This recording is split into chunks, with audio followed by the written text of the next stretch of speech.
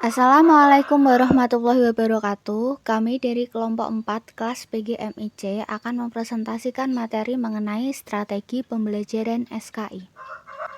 Nah, materi yang akan kami sampaikan mencakup pengertian strategi pembelajaran, komponen strategi pembelajaran, tujuan dan manfaat dari strategi pembelajaran, jenis-jenis strategi pembelajaran, penerapan strategi dalam mapel SKI, serta pertimbangan dalam memilih strategi pembelajaran. Yang pertama, definisi dari strategi pembelajaran. Strategi berasal dari bahasa Latin yaitu strategia, yang artinya seni menggunakan rencana untuk mencapai tujuan tertentu. Sementara strategi pembelajaran bisa dimaknai sebagai pola kegiatan pembelajaran yang dipakai oleh guru secara kontekstual sesuai dengan karakter siswa, kondisi sekolah, lingkungan sekitar, serta tujuan khusus pembelajaran yang telah dirumuskan. Nah, terus apa bedanya strategi dengan metode dan teknik? Metode dan teknik itu masuk ke dalam bagian strategi itu sendiri. Jadi strategi pembelajaran mencakup metode dan teknik. Bahkan Dick and Carey menyatakan bahwa strategi pembelajaran tidak cuma terbatas pada prosedur kegiatan saja, tapi juga termasuk materi atau paket pembelajaran yang ada. Selanjutnya, komponen strategi pembelajaran. Menurut Dick dan Carey, komponen strategi pembelajaran terdiri dari 5 hal. Yang pertama, kegiatan pembelajaran pendahuluan. Di bagian ini, pendidik diharapkan dapat menarik minat peserta didik atas materi yang disampaikan. Kemudian yang kedua yaitu penyampaian informasi. Kegiatan ini berisi penjelasan pokok tentang materi pembelajaran. Adapun beberapa hal yang perlu diperhatikan dalam penyampaian informasi antara lain: A. Urutan materi pelajaran, B. Ruang lingkup materi, C. Jenis materi. Yang ketiga yaitu partisipasi peserta didik. Kegiatan pembelajaran akan lebih maksimal jika peserta didik aktif melakukan latihan secara langsung dan relevan dengan tujuan pembelajaran. Beberapa hal penting terkait dengan partisipasi peserta didik yaitu: A. Latihan dan praktik dilakukan setelah peserta didik diberi informasi. B. Pendidik memberi umpan balik terhadap hasil belajar peserta didik. Yang keempat yaitu tes. Ada dua jenis tes penilaian yang biasa dilakukan oleh pendidik, yaitu pre-test dan post-test. Tes dilakukan untuk mengetahui apakah tujuan pembelajaran khusus telah tercapai dan apakah peserta didik benar-benar telah memiliki pengetahuan, keterampilan, dan sikap. Yang kelima yaitu kegiatan lanjutan. Kegiatan lanjutan berhubungan dengan hasil tes yang dilakukan. Esensi dari kegiatan lanjutan adalah mengoptimalkan hasil belajar. Hal-hal yang dapat dilakukan antara lain: A. Memberi latihan di rumah, B. Menjelaskan kembali materi yang dianggap sulit, C. Membaca materi tertentu, dan D. Memberikan motivasi dan bimbingan belajar. Selanjutnya, kita akan membahas tentang tujuan dan manfaat strategi pembelajaran. Menurut Gagne, tujuan strategi pembelajaran itu ada dua, yaitu yang pertama, mengoptimalkan pembelajaran pada aspek afektif, yang menyangkut perilaku, perasaan, minat, sikap, emosi, dan nilai. Pada pengoptimalan aspek afektif, dapat membantu membentuk siswa lebih cerdas dan memiliki sikap positif serta terampil secara motorik. Yang kedua yaitu mengaktifkan siswa dalam kegiatan pembelajaran. Terkadang di dalam proses pembelajaran, siswa bersifat pasif, sehingga hanya mendapatkan kemampuan intelektual atau kognitifnya saja. Padahal, idealnya, proses pembelajaran menghendaki hasil belajar yang seimbang antara aspek kognitif, afektif, dan psikomotor. Sementara itu, manfaat dari strategi pembelajaran dapat dilihat dari sudut pandang antara siswa dan guru.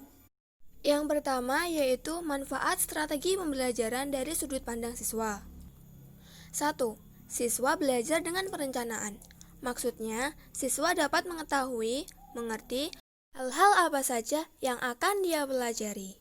Yang kedua yaitu siswa memiliki pengalaman yang berbeda dengan temannya. Yang ketiga, dengan strategi pembelajaran yang tepat, dapat memacu prestasi belajar yang lebih optimal. Yang keempat yaitu terjadinya persaingan sehat untuk mencapai hasil belajar. Yang kelima yaitu siswa dapat mencapai kepuasan jika hasil belajarnya sesuai dengan target. Yang keenam yaitu siswa dapat mengulang jika terjadi kegagalan. Selanjutnya yaitu manfaat strategi pembelajaran dari sudut pandang guru. Yang pertama, guru dapat mengelola kegiatan pembelajaran untuk hasil yang lebih optimal. Yang kedua, guru dapat mengontrol kemampuan siswa. Yang ketiga, guru dapat mengetahui bobot soal yang dipelajari oleh siswa. Yang keempat, guru dapat memberikan bimbingan ketika siswa mengalami kesulitan. Yang kelima, guru dapat memetakan kemampuan siswa sebagai bahan analisis. Dan yang terakhir, guru dapat melaksanakan program belajar akseleratif bagi siswa dengan kemampuan lebih. Demikian tadi tujuan dan manfaat dari strategi pembelajaran. Yang selanjutnya yaitu jenis-jenis strategi pembelajaran. Di sini, strategi pembelajaran itu ada 3, yaitu yang pertama, strategi pembelajaran ekspositori, yang kedua, strategi pembelajaran discovery, yang ketiga, strategi pembelajaran inquiry. Nah, yang pertama yaitu strategi pembelajaran ekspositori. Strategi pembelajaran ekspositori itu apa? Strategi pembelajaran ekspositori merupakan strategi yang menekankan pada proses penyampaian materi secara verbal. Verbal di sini dimaksudkan yaitu bertutur secara lisan. Maknanya, seorang guru menyampaikan materi langsung kepada siswa tanpa adanya perantara, dengan tujuan siswa dapat menguasai materi secara optimal. Dalam strategi ini ada 2 prinsip penting, yaitu yang pertama, prinsip diferensial progresif. Prinsip diferensial progresif itu apa? Prinsip diferensial progresif itu materi yang bersifat umum disajikan lebih dahulu, kemudian menuju materi yang lebih detail. Contohnya seperti seorang guru menyampaikan materi tentang Isra Mi'raj Nabi Muhammad SAW. Nah, yang pertama itu seorang guru itu baru menjelaskan tentang materinya Isra Mi'raj itu apa, baru awalannya. Nah, yang selanjutnya itu seorang guru baru menjelaskan Isra Mi'raj itu alasannya bagaimana, kapan terjadinya, dan lain sebagainya. Nah, itu yang dimaksudkan dengan prinsip diferensial progresif. Nah, yang kedua yaitu prinsip rekonsiliasi integratif. Prinsip rekonsiliasi integratif itu materi yang baru disampaikan perlu diintegrasikan. Diintegrasikan itu dihubungkan dengan materi sebelumnya. Jadi, materi yang baru itu dihubungkan dengan materi sebelumnya yang sudah disampaikan oleh seorang guru. Nah, itu yang dinamakan prinsip rekonsiliasi integratif. Lalu yang kedua yaitu strategi pembelajaran discovery atau penemuan. Strategi pembelajaran discovery atau penemuan itu diartikan sebagai pembelajaran yang memahami konsep, arti, dan hubungan untuk akhirnya sampai pada suatu kesimpulan. Nah, di sini itu strategi pembelajaran discovery itu akan penemuan. Jadi, penemuan itu nanti akan menghasilkan suatu kesimpulan. Nah, yang selanjutnya yaitu strategi pembelajaran inquiry. Strategi pembelajaran inquiry yaitu strategi pembelajaran yang menekankan proses berpikir secara kritis untuk menemukan sendiri jawaban dari suatu masalah. Nah, begitu ya teman-teman. Selanjutnya yaitu penerapan strategi dalam mapel SKI. Contoh penerapan tersebut dibagi menjadi 3. Yang pertama ekspositori, yang kedua discovery, dan yang ketiga inquiry. Ekspositori, contoh penerapannya dapat menggunakan metode ceramah dan tanya jawab. Dalam pembelajaran SKI, cocok jika diterapkan dalam materi yang menceritakan kejadian masa lampau. Sementara, metode tanya jawab lebih efektif apabila materi yang dibahas menarik. Yang kedua, guru menceritakan kisah terlebih dahulu, kemudian memberi pertanyaan di menit terakhir. Nah, pastikan guru terlebih dahulu sudah menguasai materi yang hendak disampaikan. Misalnya, gambaran awal bagaimana dinasti Bani Umayyah berdiri, siapa pendirinya, kapan didirikan, siapa saja khalifah yang berperan di dalamnya, serta hal-hal yang sesuai dengan kompetensi dasar.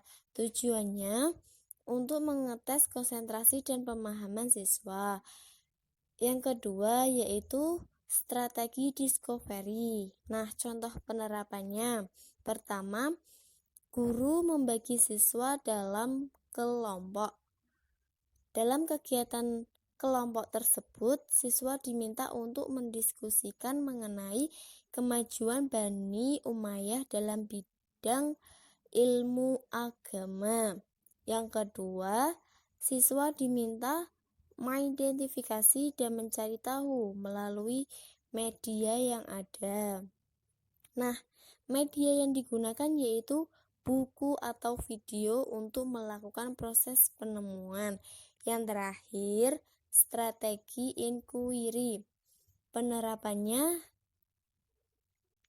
yaitu siswa diajak berpikir dan memahami bagaimana jika nilai-nilai positif dan sejarah tersebut diterapkan pada masa sekarang.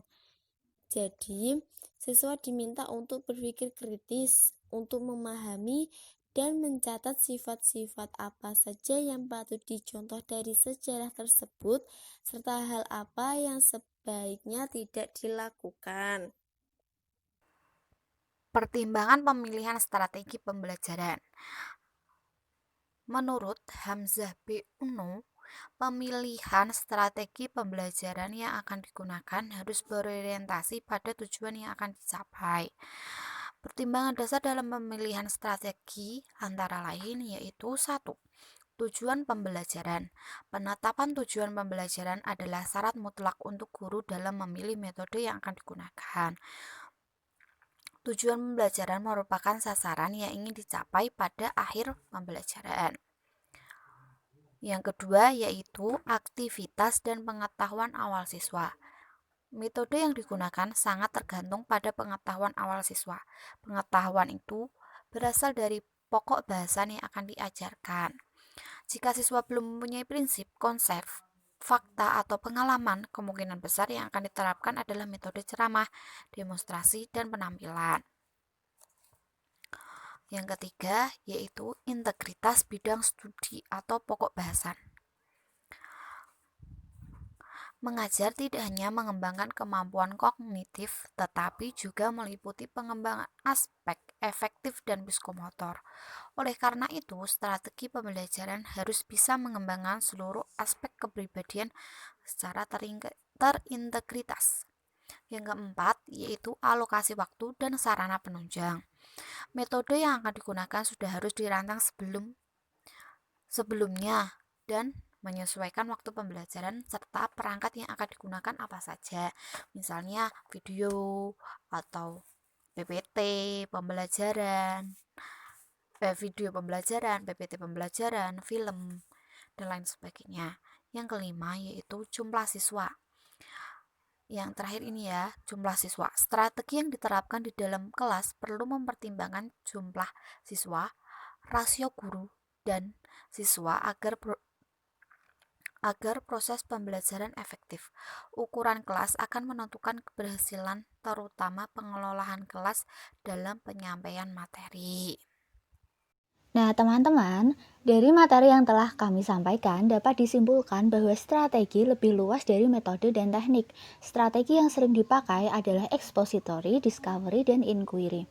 Pemilihan strategi akan berpengaruh pada keberlangsungan pembelajaran, bahkan berpengaruh terhadap hasilnya. Kemudian, dalam memilih strategi, perlu memperhatikan beberapa hal yang harus dipertimbangkan. Demikian materi yang dapat kami sampaikan, kurang lebihnya mohon maaf. Wassalamualaikum warahmatullahi wabarakatuh.